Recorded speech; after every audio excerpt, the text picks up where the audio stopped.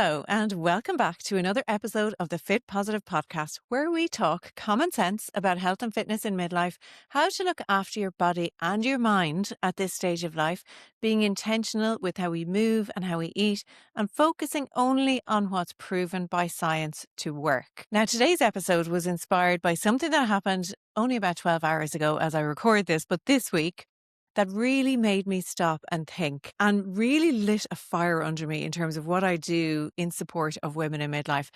Jessie Buckley just became the first Irish woman to ever win an Oscar for Best Actress. And if you haven't seen her acceptance speech, I recommend that you go online and watch it. There was one part, actually several parts, that really stayed with me. Number one, she thanked her parents for always teaching her to dream and to never be defined by expectations. That's really important. And she also said, we all come from a lineage of women who continue to create against all odds. And when I heard that line, I immediately thought about last week's episode of the Fit Positive podcast with one of our amazing members, Susan Shaw, who was 57. If you haven't heard this conversation yet, you should definitely go back and listen to it. I've had such great feedback from lots of other women in midlife who were inspired by it. Susan is a perfect example of a woman continuing to succeed against all odds. She's 57. Over the past few years, she navigated a total hip replacement, the loss of her 42-year-old brother, caring for her elderly father, which she still does, supporting one of her young people through an eating disorder during COVID, all while working night shifts as a nurse caring for extremely ill people. And despite all of that, she went from being not able to even stand up from the floor because she had this hip replacement or to do a single push-up to now being able to do 33 push-ups without issue and feeling leaner and stronger and fitter than she ever has in her life. And she quoted Dr. Von der Wright in the episode where she said, "Age is inevitable, decline is not." And this is so true. But let's go back to Jessie Buckley. Jessie's speech made me think about something even bigger than that, because what she said is that we come from a lineage of women who created against all odds. And for us, we can think of that in terms of we come from a lineage of women who succeeded against all odds. The world was designed for men. And I'm not trying to make this an episode about feminism, but the fact of the matter is it's an unequal world. The inequality goes back through generations and generations.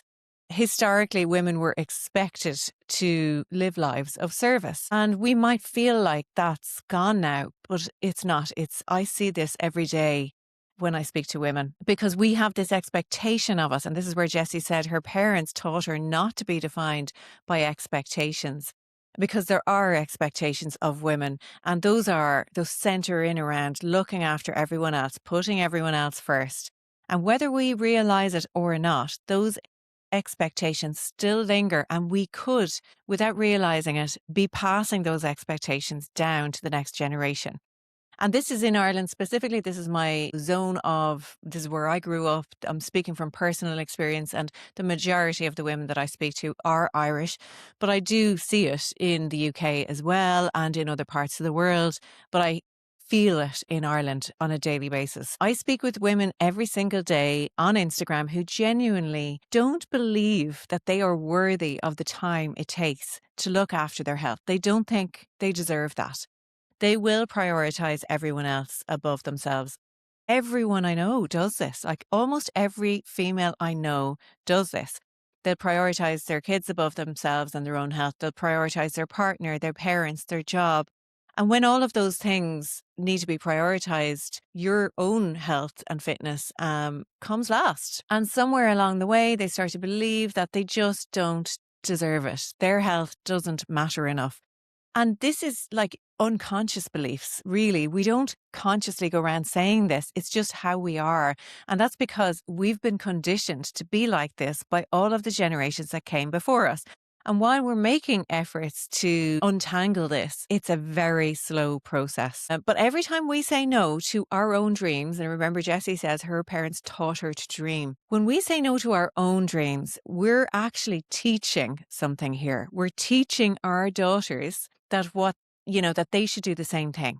So we're saying no to our dreams, and we might be saying to our daughters, in favor of your dreams, I'm saying no to mine. But what that will result in is when that daughter grows up, she's going to do the same thing.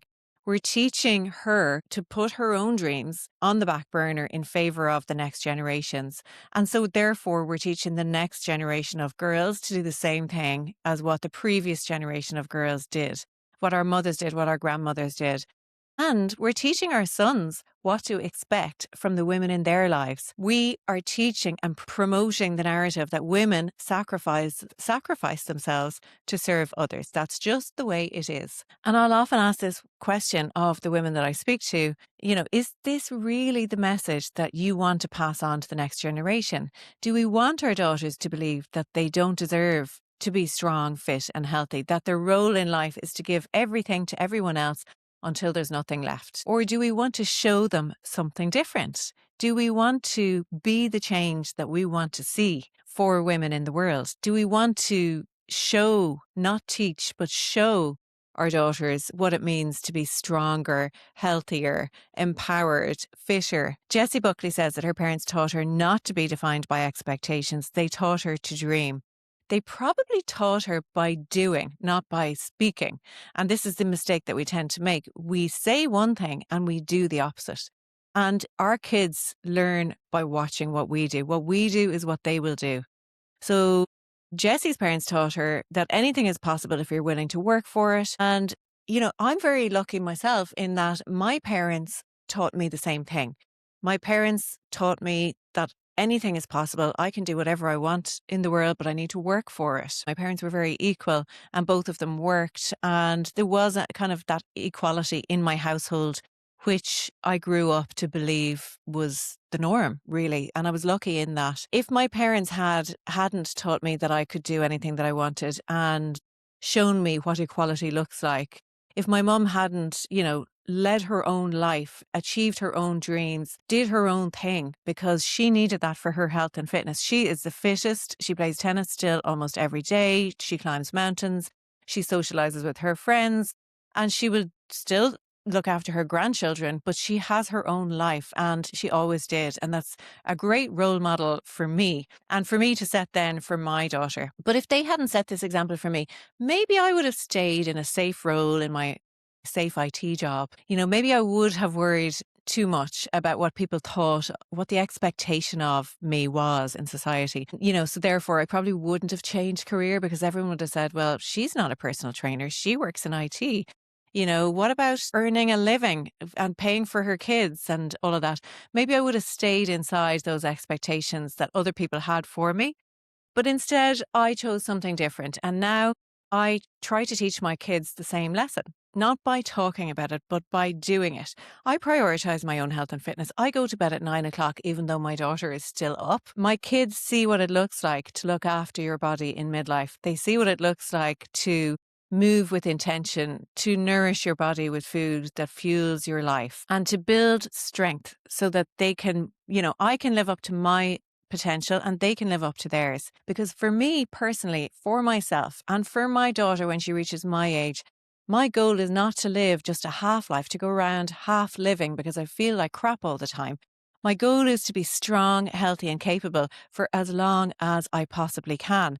To be here supporting my kids as they pursue their dreams and not sacrificing my own dreams for theirs, but to be there alongside them. It's not an either or thing. It's a both and. You can have your dreams and they can have theirs. And in fact, they're more likely to have their dreams and achieve their dreams if they see you modeling that behavior for them. And this is something I see every single day inside the Fit Positive community. Women in their 40s, 50s and 60s quietly rewriting that narrative. Not because life is easy, because it's not. Life is very hard. Midlife is very hard. And this brings me back to that thing that, I mentioned earlier. Against all odds, okay, society demands all these things of us. We also are going through the worst, most challenging periods of our lives, looking after our parents, looking after teenage kids who could be going through their own thing and going through perimenopause. So the challenges are all there. And we are, disadvantaged in comparison with men when it comes to perimenopause. It's all very unpredictable, but that can also be empowering for us. So Jessie went through her own lows on her path to achieving her own dreams. Like it's not nothing, no dream worth achieving comes easy. It doesn't. And she talked about the fact that she went through an eating disorder and that, she had to lean on people for support. She got a lot of support for that eating disorder. And, it reminded me that midlife is hard. And it's not like before you turn 40, you can feel like you're fine. You can manage everything on your own. And when people ask you if you're okay, you go, yeah, I'm fine. After 40, and as we go through perimenopause, maybe we're not so fine and maybe we need support. And maybe it's okay to lean on other people for support and not prolong that narrative of, holding everybody else up and struggling under the weight of it ourselves. Because midlife brings a lot. We will be losing our parents. We may be struggling with those teenagers. We will have these hormonal changes that we have to navigate, but there is more support out there than there ever was before. So lean on the support that's there. Reach out and grab it with both hands, whether it's HRT, whether it's a coach like what we have in the Fit Positive community, a community of other midlife women, as well as coaches who can support you from a diet and lifestyle perspective. All of these things, whether you're in my community or a different one, are there for the taking. They're there to help us. And we need to lean on those, support mechanisms that exist. And that's what she did when she went through her eating disorder. And what she said in her interview was that she could then transform this negative experience, this challenge, into something that allowed her to become the type of human that she wanted to be in the world. And that's what we want to do.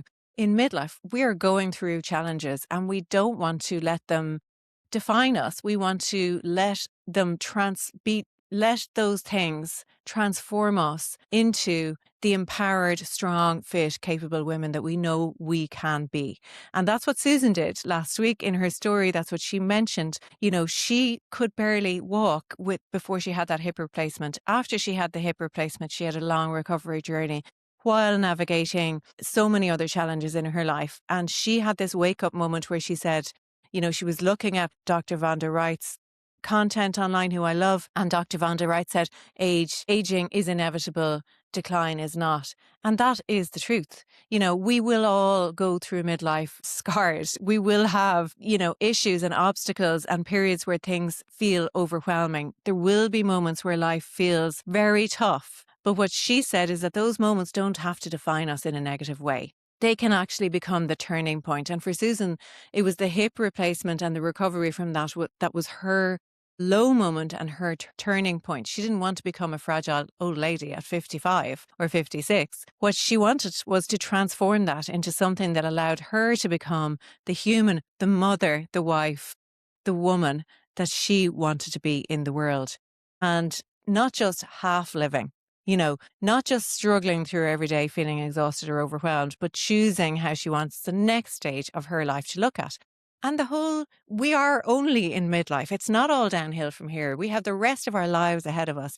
So how do you want that to look? And how do you want to model that for the next generation to come? Because taking care of your health isn't selfish, it's selfless. It's leadership. It's showing the next generation what it looks like to respect your body and value your health. And that's really what communities like mine are here for, whether it's this podcast, the Instagram community, or my Fit Positive membership. These are all places where women support each other through this stage of life, where you can feel your best, achieve your goals, and feel like you deserve to achieve your goals and start creating the next chapter of your life in a way that feels empowering. Because when we do that, we're not just helping ourselves, we're setting the example that we want to set for that next generation. And they really badly need to see that. So maybe it's time we start ending this old narrative once and for all. Because every time a woman chooses to take care of her health, she helps rewrite the story for the next generation. So go and watch the Jessie Buckley acceptance speech, listen to every single sentence, and then go and listen to last week's episode of the Fit Positive podcast, and you will feel truly empowered and inspired. And we in this community are here to support you every step of the way. See you next week.